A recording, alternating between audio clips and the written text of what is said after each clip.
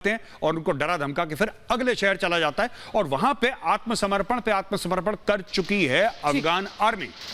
बिल्कुल। और एक और बड़ी खबर इस वक्त जो लगातार हम काबुल से आपको दिखा रहे हैं, इस वक्त जो आ रही है, काबुल में घुस चुके हैं तालिबानी आतंकी, काबुल का सरकारी दफ्तर पर कब्जा कर चुके हैं। मतलब आप समझ रहे हैं मेजर गौरव, कल भी मैं वो तस्वीरें देख रही थी कि किस तरह से जहां पर भी जाते हैं और जैसे ही कब्जा करते हैं या फिर सामने किसी को नहीं देखते और गोलियां बिल्कुल चला देते हैं, भून डालते हैं जो भी सामने आता है। अब सरकारी दफ्तर में भी घुस चुके हैं, वहां पर जश्न मनाते हैं, उसके बाद नाचते हैं, उसके बाद गाते हैं, उसके बाद वो म्यूजिक भी वहां पर चलाया जा रहा था और डांस किया जा रहा था। मतलब आप समझ रहे हैं इसके मैं खुद, मेरे को ये लग रहा है कि क्या हाल होगा वहां उस आवाम का जो वहां पर मौजूद है इस वक्त और जिसको कुछ नहीं दिखाई दे रहा, सिर्फ अंधेरा ही अंधेरा है कि अगर वो वहां पर रहते हैं वो तो भी महफूज नहीं है, वो अगर जाएं तो फिर कहां जाएं।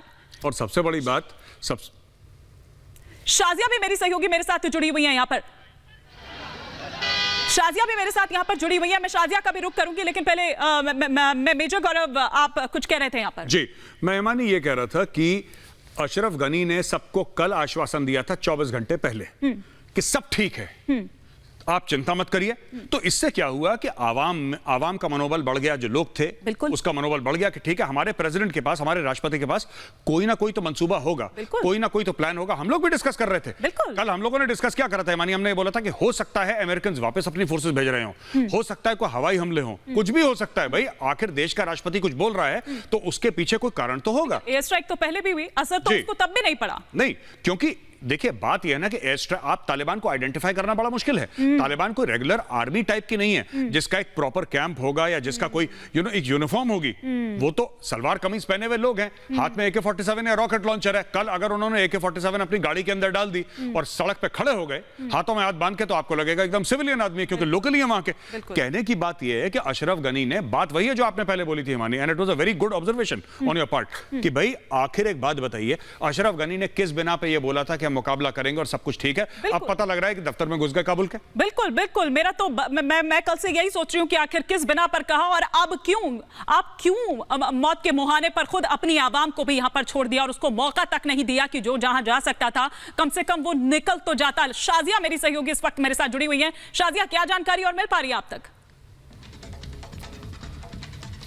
देखिए, काबुल पर कब्जे की पहली तस्वीर रिपब्लिक भारत अपने दर्शकों को दिखा रही है, एक्सक्लूसिव तस्वीर। वो डर जो अब सच हो चुका है क्योंकि तालिबान काबुल में घुस चुका है और ये काबुल पर कब्जे की पहली तस्वीर हम अपने दर्शकों को दिखा रहे हैं। सरकारी इमारतों में घुसना शुरू कर दिया है तालिबान के लड़ाकों ने। लोगों को इवैक्यूएट करने का थोड़ा सा समय मिला, महज थोड़ा सा समय मिला। लोग भागते हुए नजर आए, दौड़ते हुए नजर आए, अपने बच्चों को लेकर के हताश इधर से उधर। लेकिन इस बीच ये तस्वीर बहुत ही ज्यादा महत्वपूर्ण हो जाती है हमारे दर्शकों को दिखाना। अफगानिस्तान पूरी तरीके से ऐसा लग रहा है कि अब तालिबान के कब्जे में आ चुका है और ये काबुल जहां से सरकार चलती है, जहां से अफगानिस्तान की सरकार चलती है, उसी सरकारी इमारत पर कब्जा करते हुए तालिबानी लड़ाके ये देखिए लोगों में खौफ का मंजर, भागते हुए इधर से उधर लोग, गोलियों की तड़तड़ाहट, गड़गड़ाहट के बीच अपनी जिंदगी बचाते हुए लोग, अपनी जिंदगी के लिए जद्दोजहद के लिए भागते हुए लोग। ये देखिए किस तरीके से जब तालिबानी लड़ाकों ने काबुल में एंटर किया तो दहशत का माहौल था, खौफ का माहौल था। और ये तस्वीरें रिपब्लिक भारत पर एक्सक्लूसिव है जो हम अपने दर्शकों को दिखा रहे हैं। काबुल में घुस चुके हैं तालिबानी आतंकवादी और वो अब पूरे अफगानिस्तान पर लगभग कब्जा कर चुके हैं। काबुल वो जगह है, राजधानी है और यहीं से अफगानिस्तान की सरकार चलती है, यहीं अशरफ गनी रहते हैं, उनका परिवार रहता है और तमाम एम्बेसीज यहीं पर है। आप समझिए कितना बड़ा खतरा है इस समय। यहीं से तमाम चीजें होती है, तमाम चीजें ऑपरेट किया जाता है।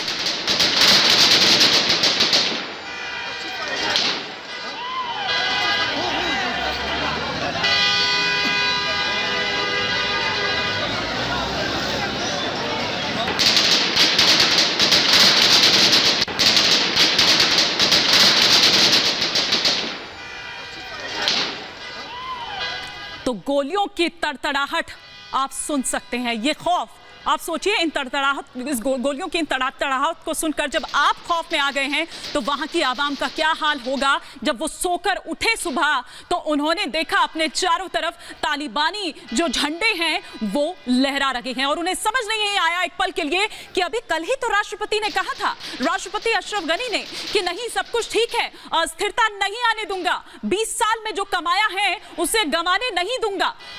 फिर आखिर ऐसा कैसे हो गया, ये आवाम वहां की सोच रही थी। जब सुबह सोकर उठी तो उन्होंने देखा कि पूरा दहशत का वो मंजर, सब तरफ तालिबानी झंडे जो हैं वो लहरा रहे थे। और जिस काबुल की हम इतनी बात कर रहे हैं, या जिस काबुल पर हम आपको मिनट टू मिनट रिपोर्ट दिखा रहे थे कि कितना वक्त अब उसे लगेगा, कितने घंटे उसको लगेंगे या कितने मिनट में अब वो पहुंच जाएगा, अगर यहां पहुंच चुका है। कल हमने मैदान शहर में जब दोनों की जो सेना है, हालांकि इस काबुल में पहुंचने के लिए जिसको इतना इंपॉर्टेंट बताया जा रहा है, जिसको कहा जाता है कि हर चीज यहां से ऑपरेट होती है, तमाम जो दफ्तर है वो यहां पर हैं, एम्बेसीज यहां पर हैं, मतलब आप ये कह लीजिए हार्ट है अफगानिस्तान का।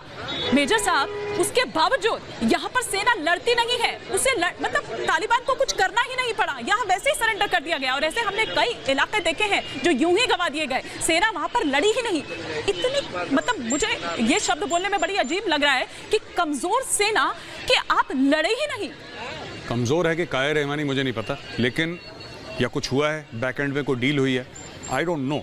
लेकिन बड़ी सरप्राइजिंग बात है, हम लोग फौज में अक्सर बोलते हैं विजय या वीरगति, या तुम लड़ो या जहां बिल्कुल जहां पे लड़ रहे हो वहां पे शहीद हो जाओ, लेकिन ये हारा हुआ चेहरा वापस लेकर मत आओ। तो देखिए मैं आपको बताता हूं एक छोटा सा एग्जांपल, 1962 वो जंग थी चीन के साथ हमारी, जो इंडिया हारा था, लेकिन भागा इंडिया नहीं, वहां पे सोल्जर्स थे, हमारे ऑफिसर थे, उन्होंने वहीं पे लड़ते लड़ते अपनी जान दे दी, क्योंकि ये उनसे एक्सपेक्टेड था कि देश की इज्जत पे आप जान कुर्बान कर दें। वो जज्बा मुझे अफगान फौज में नहीं दिखा, अनफॉर्चुनेटली मुझे अफगान फौज पे नहीं दिखा।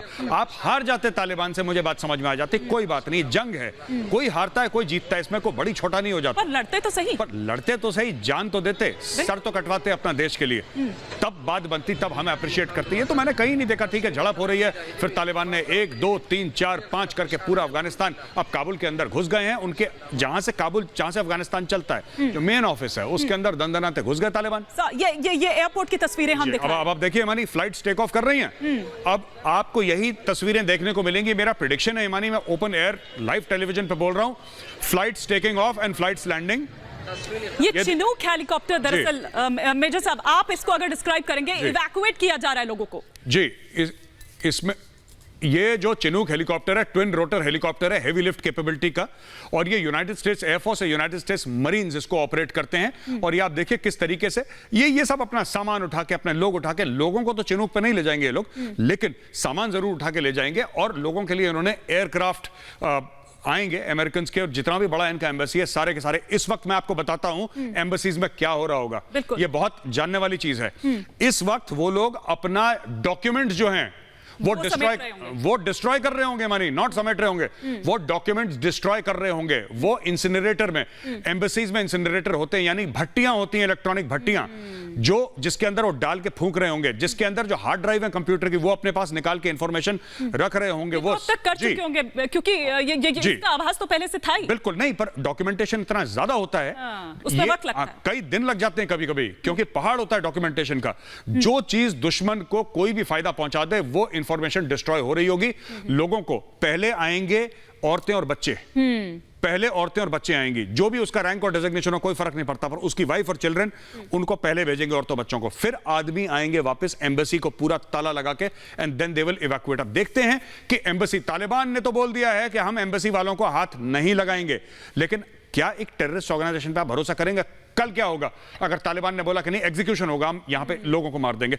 अब वहां पे इंडिया का भी एम्बेसी है, बिल्कुल वहां पे इंडिया का भी एम्बेसी है, और अभी तक मुझे ऐसी खबर नहीं आई कि इंडिया ने अपना काबुल का एम्बेसी, कॉन्सुलेट जरूर बंद कर रहे हैं, लेकिन काबुल का एम्बेसी इंडिया ने छोड़ा हो सकता है हमें खबर आए, लेकिन अभी तक तो नहीं पता। लेकिन बाकी सामान उठना और बाकी लोगों को भेजना शुरू हो गया है, वो अब तमाम प्रक्रिया जो है वो शुरू हो गई है, और ये तस्वीरें उसका प्रमाण है, हम आपको दिखा रहे हैं। शाजिया मेरी सहयोगी कुछ और अपडेट्स के साथ इस वक्त मेरे साथ जुड़ी हुई है। Shazia, over to you.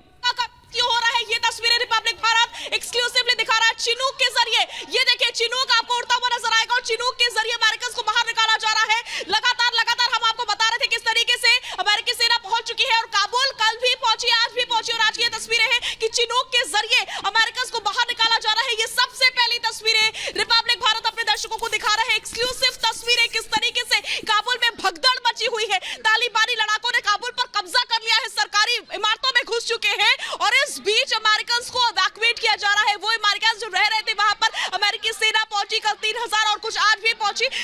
से अब सेना ने देखिए किस तरीके से चिनूक के जरिए अपने लोगों को अमेरिका लेकर जा रहा है वापस। ये देख रहे हैं आप तस्वीरें काबुल से यूएस नागरिकों का रेस्क्यू ऑपरेशन किया जा रहा है। आपको याद होगा कुछ क्षणों पहले हमने आपको बताया था किस तरीके से जब तालिबानी लड़ाके काबुल पहुंचे तो उन्होंने कुछ क्षणों का समय दिया था ताकि इवैक्यूएट किया जा सके लोगों को, और वही तस्वीरें हैं काबुल से यूएस नागरिकों का रेस्क्यू हुआ और इसके बाद से अब हम वो तस्वीरें